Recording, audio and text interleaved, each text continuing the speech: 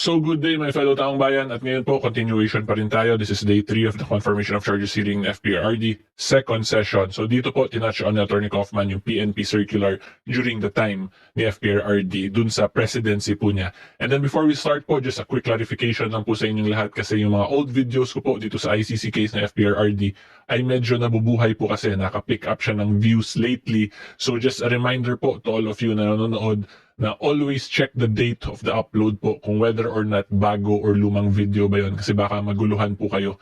Hindi ko po kasi kaya na ma-replyan lahat ng mga nagtatanong dun sa old videos ko kasi mukhang nakukorelate nila na akala nila yun daw yung mga bagong videos. Okay, so anyway po, going back, this is day 3, second session. Ngayon, panoorin po natin kung ano yung defense ni Atty. Kaufman. And the issuance of PNP Investigative Directive number 12 of 2016, which set out additional policies and guidelines in the conduct of double barrel. This directive instructed investigative units on how to perform their responsibilities in the case of armed confrontation during the implementation of Operation Double Barrel.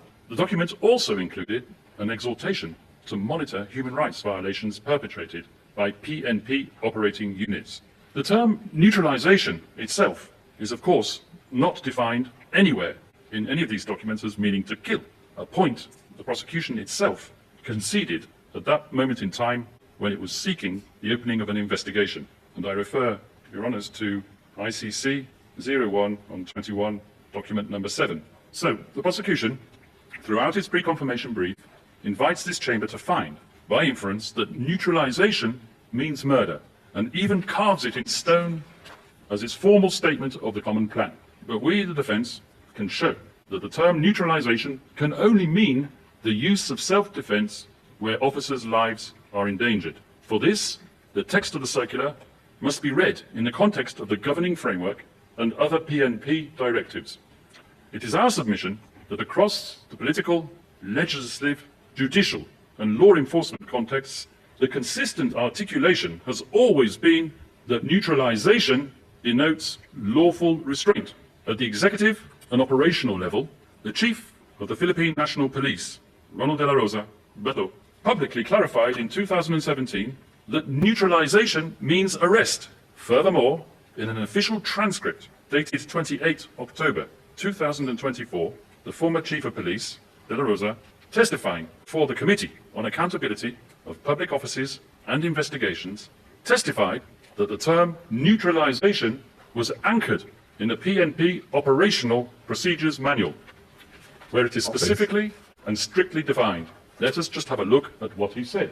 And for your ease of reference, we will also display the said passage in the PNP Operational Procedural Manual to which De La Rosa referred, which incidentally was published in 2021.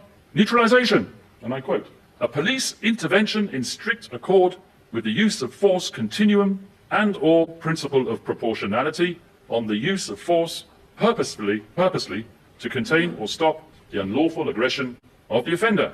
This may include an arrest, capture, surrender, or other acts to subdue the suspect. Okay. It strikes us as rather mind-boggling that the prosecution should have failed to appreciate the significance of this. Okay, wait guys, comment muna tayo. Magandang defense ni Atty. Kaufman. Okay, so kaya ko po nasabing magandang defense yun ni Atty. Kaufman doon is because one of the legal theories po kasi or the legal position ng prosecution is the indirect co-perpetrator angle versus FPRD, meaning via nga his political speeches, yung mga exaggerations niya doon ay that resulted to the police officer na ginawa yung mga pagpapaya ng certain class of individuals who according to the prosecution will fall under the definition of class of persons para pumasok sa crimes against humanity. So my point lang po, kaya ako nasabing contradicting yun siya kasi indirect perpetrator yung one of their main allegations nga po. However, ngayon they are also alleging na in the police manual na linagay doon yung word na neutralize which means pagpapaya. So doon po ngayon nag-contradict yung dalawang legal position nila. Is FPRD really an indirect perpetrator ba or a direct perpetrator via the police manual? And then yung maganda dito na naging discussion is because nirebat ni Atty. Kaufman via the police manual itself na pinakita niya na may term na neutralization dun sa police manual and then may specific definition na pinrovide. Kung saan dun po sa binasa ni Atty. Kaufman, wala namang term or word na papaya na ginamit talaga. Okay, and then ang masasabi ko lang din po dito na if i-insist ng prosecution yung word na neutralize means papaya talaga, if we will just follow basic reasoning, reasonableness, test of reasonableness, kung ako lang po sa tingin ko wala namang reasonable na isang politiko or isang public servant na maglalagay ng isang term sa police order para basically parang magkaroon siya ng mga criminal liability later on, di ba? Kasi parang maging admission yan. Kung ilalagay mo neutralize means papaya pala. So parang nilegitimize mo talaga yung pagpapaya. Which in this case, kung ako po tatanungin, mukhang hindi naman kasi may clear definition naman dun sa PNP manual na hindi nga daw pagpapaya yon. So yan lang po, kung ako po tatanungin, medyo na-contradict ng prosecution yung sarili nila kasi indirect perpetrator, and now dito naman direct perpetrator because may nilagay daw na term na neutralize, and then kinounter ni Atty. Kaufman na yung neutralize does not mean papaya, rather it means yung binanggit niya kanina na may kailangang steps na gawin para magawa talaga yung pag-arrest sa isang akusado. Okay, so yan po ang masabi ko as to that. Pero ang further lang din na ma-add ko pa to this is titingnan pa rin kasi talaga yan yung totality of evidence ng judges later on. Diba? Hindi lang naman itong specific issue na to. Yung titingnan nila to decide kung whether or not may substantial grounds ba para mag-proceed sa trial si FPRRD. Pero currently dito medyo nagulo-gulo lang. But I'm guessing meron naman siguro yung explanation din yung prosecution later on. So anyway po, tuloy tayo para mas mapakinggan pa natin yung mga explanation. It was aware of De La Rosa's speech because they disclosed it to us. But the prosecution's investigators clearly never bothered to read the procedural manual to which De La Rosa was referring. In fact, we know that they didn't because it's not on their list of evidence. Okay. Within So quick comment lang. Wala daw sa list of evidence ng prosecution yung police manual.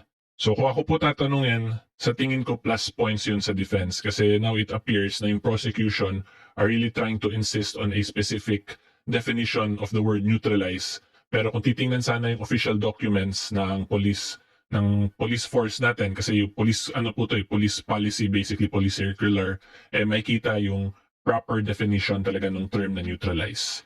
Okay, so anyway po, tuloy tayo. Judicial sphere, when the terminology was examined before the Supreme Court of the Philippines, in petitions challenging aspects of the anti-drug campaign, the government defended the circulars on the basis that they did not confer a license to kill. Okay. The Supreme Court of the Philippines, however, to date, has declined to issue any ruling declaring the campaign unconstitutional, has declined to invalidate circulars, and has declined to rule to date that neutralize or neutralization means to kill. The Supreme Court's treatment of the issue is particularly instructive. The court observed that the wording was neither novel nor introduced during the Duterte administration. It had already appeared, for example, in the 2014 revised PNP manual on anti-illegal drugs operations and investigation. In other words, the term formed part of the existing police vocabulary. The court further clarified that the mere inclusion of the term in a circular does not render that instrument unconstitutional, especially where the circular expressly mandates compliance with internationally accepted legal principles, public policy, and the full observance of human rights, as we showed you earlier. No circular has been invalidated on this basis, nor has it ever been established at the highest level of domestic judiciary that to neutralize means to kill. The judicial record does not sustain such an equation. In each institutional setting, therefore, the term has been situated within ordinary policing powers and constrained by the lawful use of force framework. The testimonies of those operating within that framework, the prosecution's witnesses no less, are aligned with this documentary record. For example, witnesses P1158 and P1170 explained that neutralize means to arrest or to incarcerate through legal means. It did not mean to kill.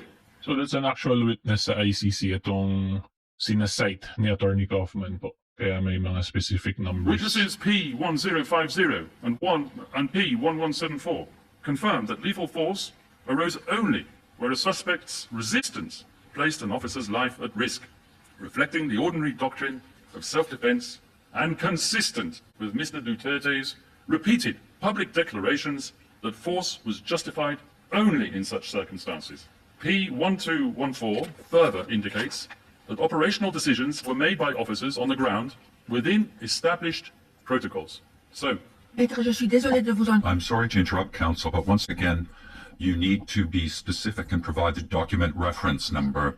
You must specify the document number, the reference number for us. if I may, Madam President, Merci beaucoup, of course, Thank you very much.